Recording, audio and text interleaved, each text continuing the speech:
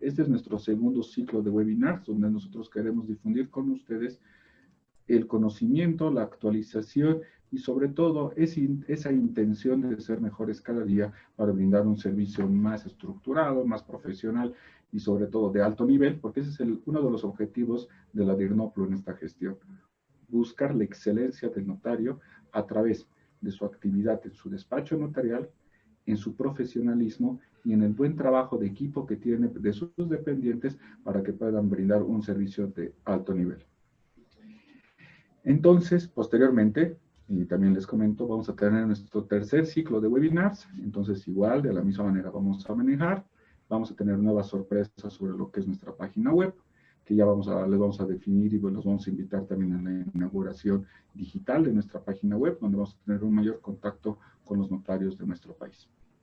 Y bueno, ya entrando en materia y entrando ya al punto fundamental de esta webinar, es la presentación del doctor Fernando Villafuerte Philipsborn, quien es abogado y docente universitario en la Universidad Católica Boliviana, quien el día de hoy nos va a dar el tema Derecho de sucesiones en materia civil y notarial.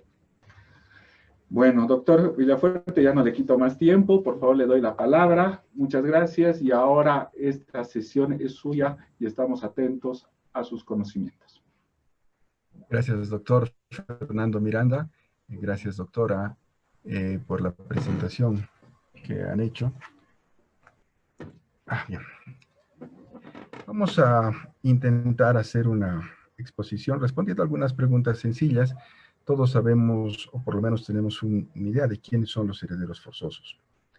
Diremos que en el antiguo derecho romano se llamaba herederos forzosos a quienes no tenían el derecho de opción. Es decir, que no tenían la facultad de rechazar la herencia. El derecho de opción, como sabemos todos, incluye además de la opción de rechazar la herencia, la facultad de aceptarla de forma pura y simple o aceptarla con beneficio de inventario, dentro de los 6 meses de apertura de la sucesión. Solo los menores de edad no tienen derecho de opción, porque sus representantes deben aceptar la herencia en todos los casos con beneficio de inventario, porque así lo dispone el artículo 51 del Código de las Familias. Y sus padres, que son sus representantes legales o su tutor, que son quienes van a aceptar esta herencia en la vía judicial, tienen muy limitados derechos para renunciar a una herencia, ¿no? El juez, bajo ciertas circunstancias y valorando la situación por la que los padres pretendan rechazar la herencia, va a nombrar, en su caso, un curador que se va a encargar de administrar esta herencia que ha sido en beneficio del menor. Bien, pero por otro lado, se llaman también herederos forzosos, porque el pater familias en la antigua Roma no podía olvidarse en su testamento sin una justa causa de sus familiares más allegados. Tenía la obligación de desheredarlos o de instituirlos como herederos.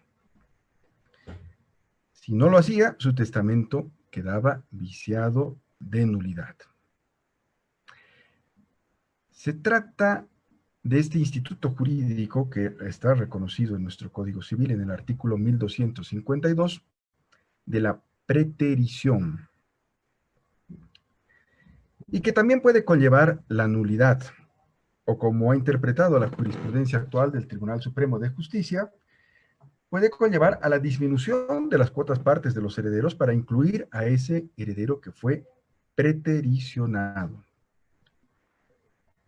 Los herederos forzosos, de acuerdo a nuestra legislación, como saben perfectamente todos ustedes, doctores, son los hijos o los descendientes del causante y el cónyuge. Pero a falta de ellos, también se considera herederos forzosos a los padres o ascendientes. Ocurrió, pues, me ocurrió personalmente en un caso particular que atendí, que surgió la duda si una cónyuge podía heredar lo habido durante el primer matrimonio de su cónyuge. Me explico mejor. A ver, ocurrió, les voy a decir el caso como ocurrió. Ocurrió que un matrimonio adquirió varios bienes y tuvieron 4 hijos. Tras varios años, la esposa falleció y el esposo decidió contraer nupcias con una señora varias décadas menor que él y que además no tenía ningún patrimonio. Durante este segundo matrimonio, los esposos no adquirieron bienes y tampoco tuvieron descendencia. A la muerte del esposo, los hijos se negaron a reconocer a la cónyuge como heredera y le echaron de la casa en la que vivía con su esposo. La señora, que era analfabeta, se acercó a una notaría en la que le informaron que no tenía derecho sobre los bienes adquiridos durante el primer matrimonio, por lo que era indiferente que se hiciera declarar heredera o no. Esta información que le dieron a la señora, obviamente que no es cierta.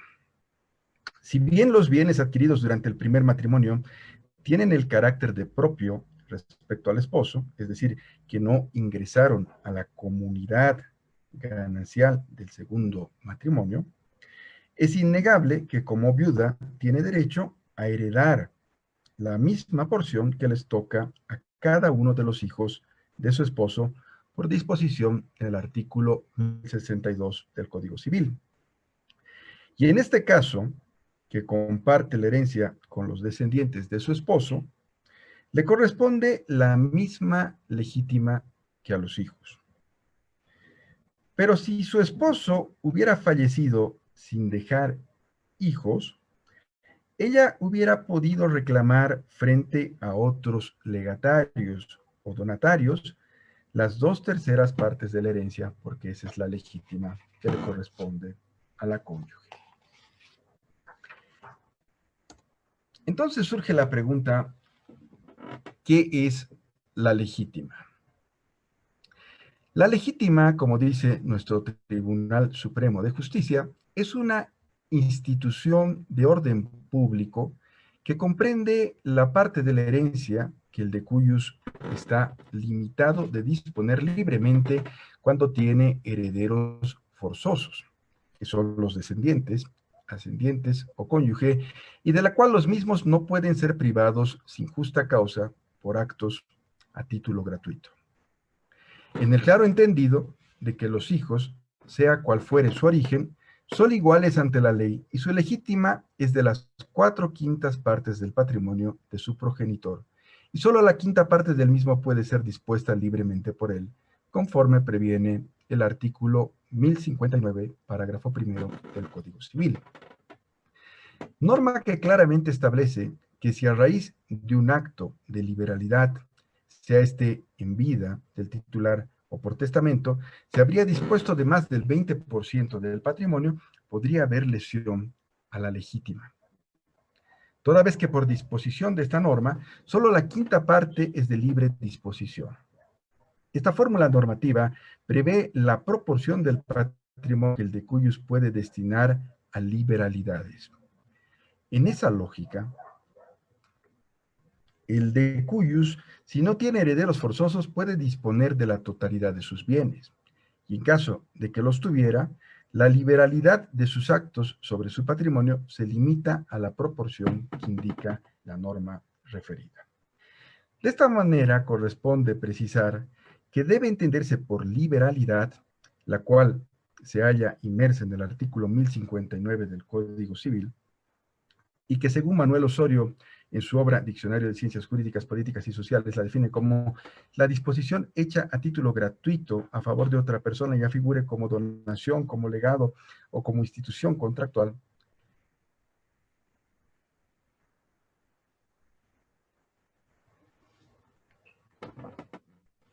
Implica estos actos que nosotros conocemos como adelanto de legítima. Entendida así la liberalidad, si el causante en vida procede a disponer libremente de sus bienes, excediéndose más allá de la quinta parte que la ley autoriza, ese acto de disposición voluntario no es pasible de ser sancionado con la nulidad.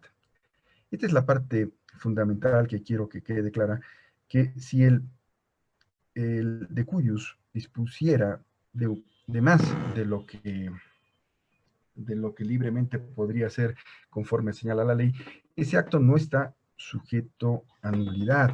Es el criterio que tiene el Tribunal Supremo de Justicia. Toda vez que la ley prevé como remedio legal la reducción de la disposición testamentaria o la reducción de las donaciones efectuadas, tal y como lo señalan los artículos 1068 y 1252, parágrafo segundo del Código Civil.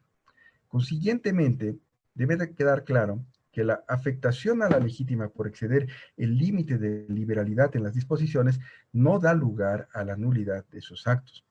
Por el contrario, una vez abierta la sucesión, lo que corresponde es su reducción hasta reponer la proporción fijada en la ley como legítima, siempre que se trate de liberalidades.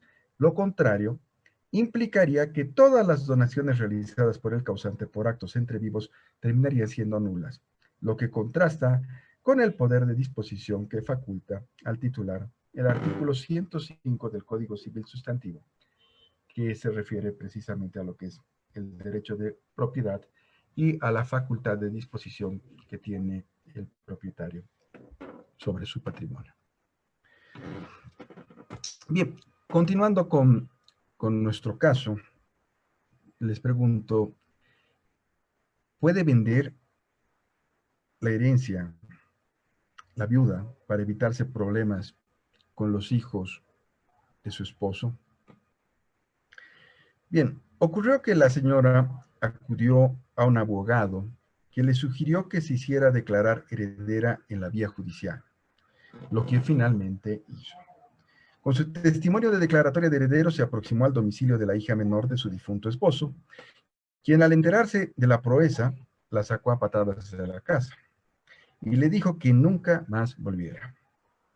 17 años después, habló con el hijo mayor de su esposo, quien comprendió claramente que no podía negar la condición de heredera de la viuda y le propuso comprarle la herencia para evitarle problemas con los otros 3 herederos. La señora aceptó venderle la herencia por la suma de $20,000.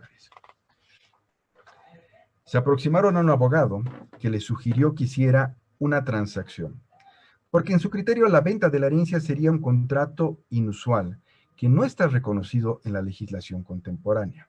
Además, les informó que una compraventa estaría viciada por lesión, tomando en cuenta la desproporción entre el acervo hereditario y el monto que se estaba pagando. Desde luego que por costumbre no realizamos la venta de la herencia, pero en otros países como en España o en Italia, esta figura o este instituto jurídico es frecuentemente empleado. Representa una buena solución para quienes han aceptado la herencia y después cambian de opinión y deciden rechazarla. Y está prevista en los artículos 606 al artículo 610 del Código Civil. Por su naturaleza, pues se puede celebrar sin indicar las cosas que componen la herencia, constituye un contrato aleatorio respecto de cualquier variación del activo y pasivo hereditarios, como también lo es respecto de toda variación de porcentaje o cuota hereditaria del vendedor originada en hechos ya conocidos o por producirse en el futuro. Por lo que si surgieran bienes, derechos, deudas o inexistieran estos, que han sido declarados como parte de la herencia en el contrato, este no puede rescindirse por lesión, ni puede reajustarse por excesiva onerosidad del precio, tal como se puede declarar conforme disponen los artículos 562, parágrafo 2, 583 del Código Civil. Este tipo de contrato debe ser celebrado por escrito, pero resulta indiferente si se lo hace por documento privado o por documento público. Cabe recordar que no es nula la venta de una sucesión que está abierta, conforme señala el artículo 1004 del Código Civil. Otra duda que a veces nos aparece a todos los abogados, a veces a algunos notarios, es si puede la sucesión ser legal y testamentaria al mismo tiempo. Es decir, si una sucesión se puede abrir ab intestato y con testamento al mismo tiempo. En materia de sucesiones, atendiendo a la fuente de llamamiento, la sucesión se clasifica en legal o testamentaria. Si se origina en la ley, se llama legal o intestada. Si el llamamiento deviene de la voluntad del de cuyus expresada en testamento, se llama sucesión testamentaria. Empero puede también ser legal y testamentaria a la vez, cuando el de cuyos dispuso solamente en una parte mediante testamento y la parte restante se sujeta a lo dispuesto por la ley. Si no me equivoco, el artículo 1000, esto se desprende del artículo 1162 o 1062, pero además el Tribunal Supremo de Justicia ha establecido en sus líneas jurisprudenciales que la sucesión puede perfectamente ser abierta en parte por testamento y en parte de forma legal. En principio diremos que se llama heredero a quien recibe por el llamado de la ley y legatario a quien recibe por la voluntad del de cuyus expresada en el testamento. Es decir, aquellos que reciben una liberalidad del causante que puede tratarse de una cosa cierta y determinada, en cuyo caso es legatario, recibe precisamente ese nombre de legatario particular o singular, o puede tratarse de una cuota parte o de una alícuota del patrimonio del de cuyus, que forma parte de ese acervo, en cuyo caso recibe el nombre de legatario de cuota, conocido en el derecho francés como legatario universal, y en la tradición romana como legatum partitionis, haciendo referencia a quien recibe una alícuota de la herencia y no un bien objeto singular. Obviamente, si en el testamento instituimos, el de cuyus instituye a una persona como su heredero, le está instituyendo a título universal. Y si en cambio en el testamento decide dejarle un bien en particular, pues lo que está haciendo es instituirlo como legatario. Es importante recordar a todos los colegas que solamente la ley o el testador pueden instituir herederos. Ningún juez, ningún notario puede instituir a una persona como heredero, ¿sí? Pueden, el juez al momento de hacer la declaratoria, el reconocimiento que corresponde a lo que hoy conocemos como la aceptación de la herencia, no los está instituyendo como herederos a estos que se han aproximado en la vía voluntaria, o a aquellos que se aproximan al notario para realizar la aceptación de la herencia a través de una escritura pública, pues no están siendo instituidos herederos, ellos simplemente están aceptando la herencia y están siendo instituidos como herederos por la ley, ¿no? La ley es la que los ha instituido como herederos. Apareció en otra oportunidad una duda en cuanto a los contratos de sucesión futura que podrían celebrar entre sí dos cónyuges. Para entender este caso, he puesto un ejemplo en el que una pareja de esposos, ambos casados por segunda vez, con hijos de sus primeros matrimonios, pero no de su segunda nupcia, deciden celebrar un contrato de venta de la cuota parte que le corresponde sobre la casa que adquirieron y en el que viven desde que se casaron, para que después de ocurrida la muerte de uno de los dos, el que aún viva se quede con la totalidad de la casa, sin que los herederos les puedan reclamar la casa o la sometan a la división y partición de la herencia. ¿No? ¿Están entendiendo? Una pareja de cónyuges decide celebrar un contrato de compra-venta y deciden que este contrato de compra-venta va a beneficiar a uno de los dos va a aparecer como comprador y este que aparece como comprador pues va a resultar siendo beneficiado, impidiendo que otros herederos forzosos puedan reclamar sobre la casa en particular. Aunque bien podrían ser otros bienes que forman parte del patrimonio y que están claramente establecidos en el artículo 1006 del Código Civil. Bien, esta pareja de esposos con este proyecto de negocio jurídico que inocentemente elaboraron, se aproximan al hermano de la esposa, que es un abogado reconocido en el foro paceño, y quien les dice que lo que pretenden realizar es una locura. Porque durante todos los años que ejerció la noble profesión de la abogacía, nunca había visto algo parecido. En su criterio, les señaló que ni la libertad contractual ni la autonomía de la voluntad les iban a permitir cometer tremendo atropello contra la razón. Les advirtió que la venta entre esposos es nula, que la venta es un contrato con efectos reales, por lo que el solo consentimiento hace que surta la transferencia del derecho.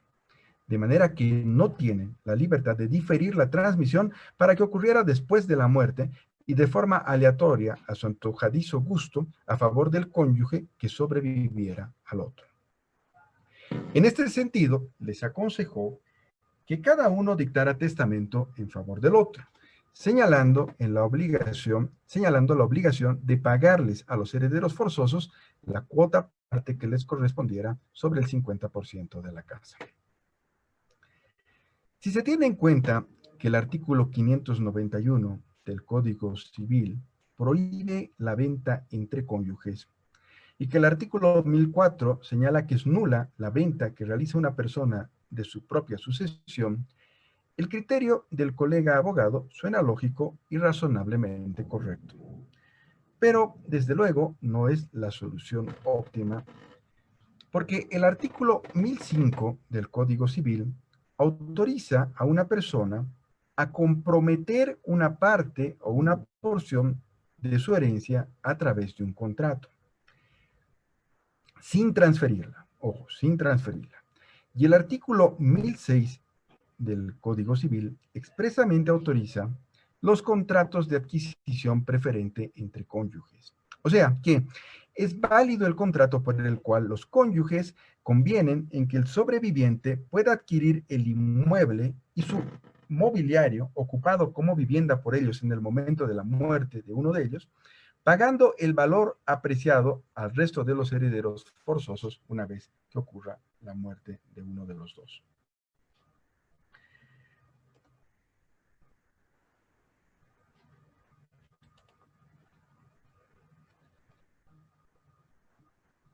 Bien,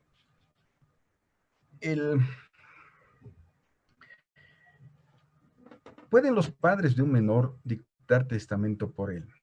Es una pregunta realmente compleja, porque sabemos que el testamento es un acto de última voluntad personalísimo y que los incapaces de testar no podrían hacerlo. Bien, diremos primero que para testar se necesita tener cumplido como mínimo solamente 16 años de edad. Así lo dice el artículo 1119 del Código Civil, ¿no?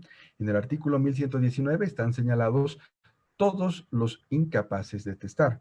Y se entiende que son incapaces de testar los menores de 16 años, los que han sido declarados interdictos y aquellos que se encuentran incapacitados de querer o entender en el momento en el que se dicta el testamento.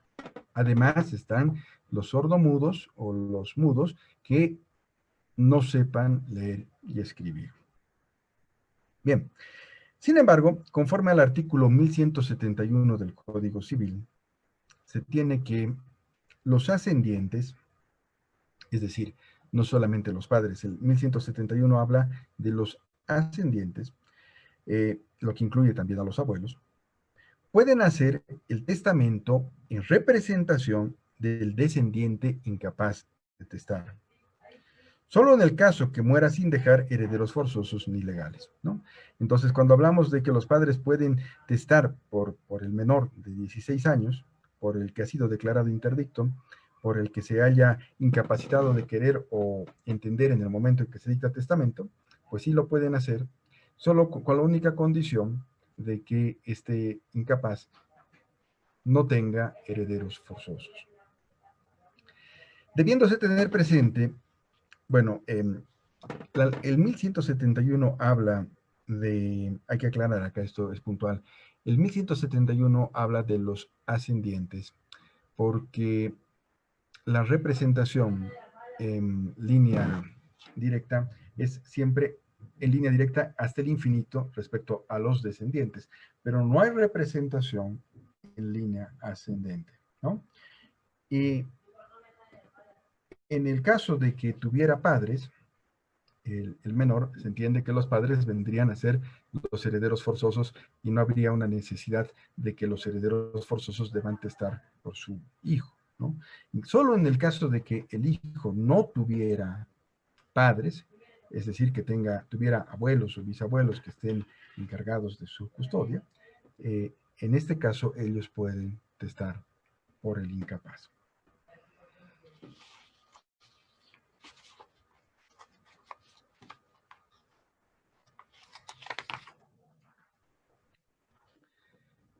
Tema interesante, que lastimosamente la pregunta de alguna manera no aparece, es si puede un bisnieto heredar por representación a su abuelo. ¿Sí? ¿Puede un bisnieto heredar por representación a su abuelo? Ya la respuesta le hemos dado, en sentido de que el derecho de representación en materia de sucesiones es hasta el infinito, en línea directa, respecto a los descendientes. Bien, ocurrió que dos hijos y un bisnieto se aproximaron a una notaría para aceptar la herencia de su padre y abuelo. Le explicaron al notario que uno de los hijos del decuyus había fallecido, quien tenía dos hijos, quienes también habían fallecido, pero que sin embargo quedaba un bisnieto de 8 años de edad que vivía con su madre. El nieto, a través de su madre, por mandato del artículo 51 del Código de Familia, puede aceptar la herencia solamente con beneficio de inventario. No se olvide, ¿no? Lo que necesariamente debe ser realizado ante un juez. La aceptación de la herencia con beneficio de inventario a favor de un menor no se puede realizar ante un notario de fe pública. Indudablemente que, habiendo premuerto los llamados a la sucesión, el bisnieto puede aceptar la herencia por ellos en aplicación del artículo 1017. Y en realidad no es que el bisnieto puede aceptar por sí mismo, porque en este caso el bisnieto es menor de edad, sino quien va a aceptar la herencia por él debe ser su madre, que es la que lo representa en los actos de la vida civil. Sin embargo, los tíos que se aproximaron a la notaría no tienen facultades, no tienen poder alguno para representar a su sobrino, nieto, para aceptar la herencia en la vía notarial por él.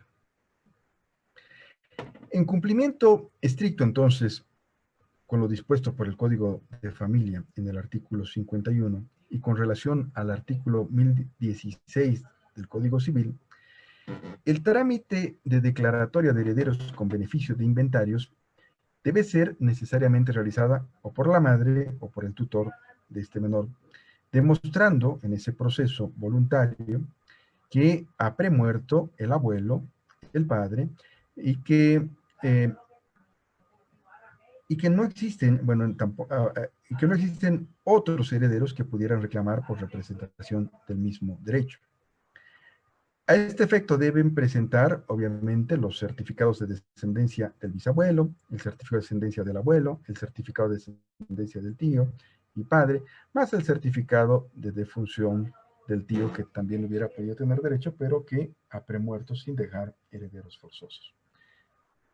Entonces, la regla, en este caso, está prevista en el artículo 1090 del Código Civil, que dice que la representación es en línea directa en el caso de que se trate de los descendientes. Bien,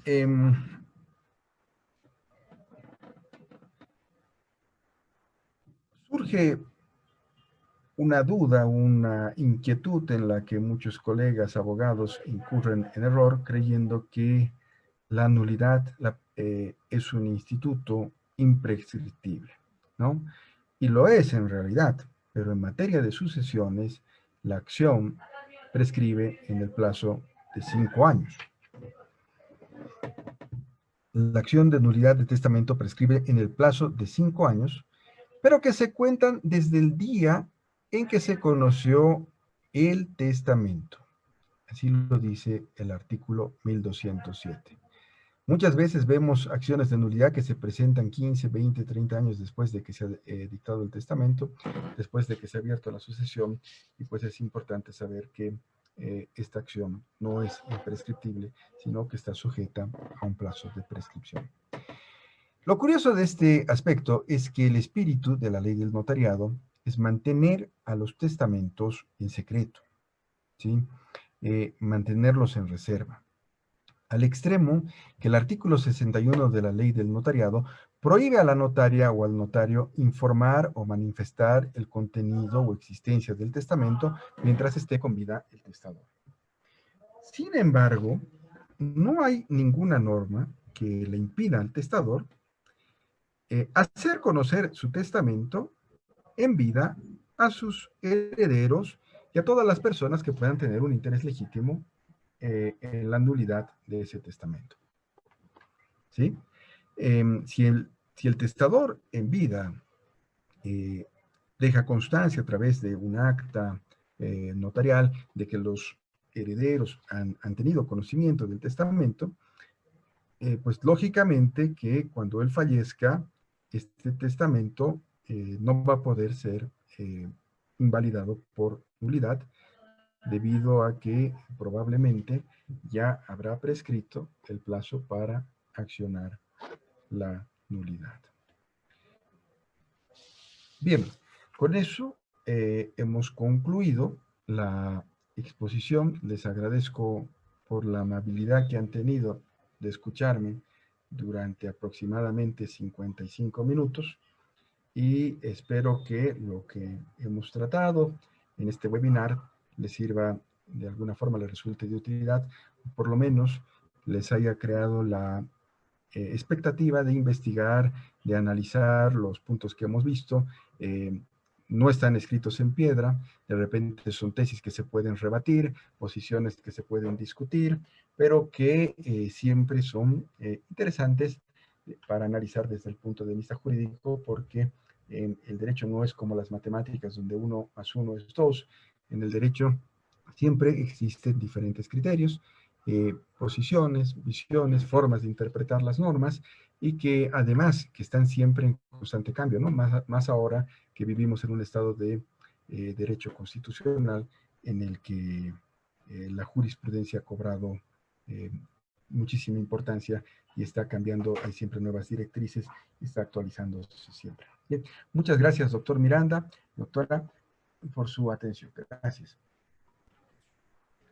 Muchas gracias, doctor Fernando Villafuerte, por la participación y obviamente por esta magistral clase muy práctica sobre estudios de diferentes casos y obviamente un análisis reflexivo de las normas jurídicas y alguna situación jurisprudencial para poder entender estos temas de alta necesidad.